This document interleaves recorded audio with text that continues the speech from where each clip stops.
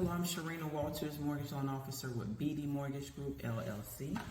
My MLS number is 853-885. Wanted to come in and talk to you a little bit about the FHA program. The FHA program, I know right now with the current market, there are a lot of people that's discouraged. You know, you ask somebody, hey, you looking for a house to buy? I can help get you the loan. I can get you the money that you need to purchase your property or your dream home or second property or investment property, right?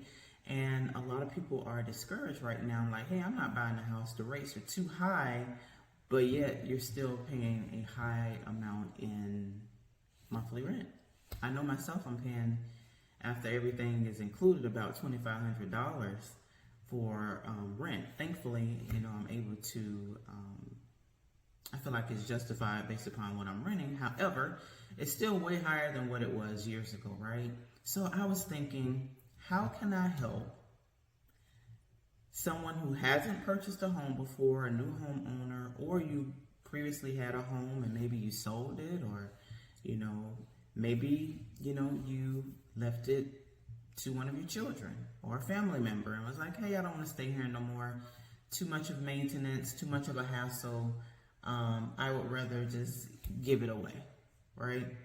So what came to mind was, Sharina, let people know about the FHA program and the possibility of being able to either have very low rent, or shall I say a very low mortgage, or no mortgage at all that you would have to pay. So it's possible for you to get up to 4 units, right, with the FHA loan. What that means is a building that has, like a duplex, that has 2 units, that's considered a duplex, or you can get a building that has 3 units, 3 individual apartments, or units, considered a triplex, or you can get a quad, which has 4 units, 4 individual living spaces, but it's all connected on one piece of land. It's not like 4 separate houses, or you live in an apartment complex and it has 100 homes and you choose 4 of them. It doesn't work that way. It must be on one parcel of lands, and it has to be all connected, right? So you can get this property, stay in the property, because you're required under the FHA program to live in the property, be the primary owner of the property, at least when you initially get your first property, right? If you decide to get a duplex, or if you decide to get a triplex or a quad, you can get that property. They will go off of the fair market rent, do an appraisal, see what the rent is, and you can use up to 75% of your tenant's income to go towards the required income to qualify for that property. And now, depending on, if you got a duplex, triplex, or a quad, then you can, a triplex, I'm sorry, is it quadruplex? I just call it a quad. Anywho, just think about that income going towards your monthly mortgage. So in some cases, if you have a duplex, depending on the type of property that you have, and these properties must be turnkey.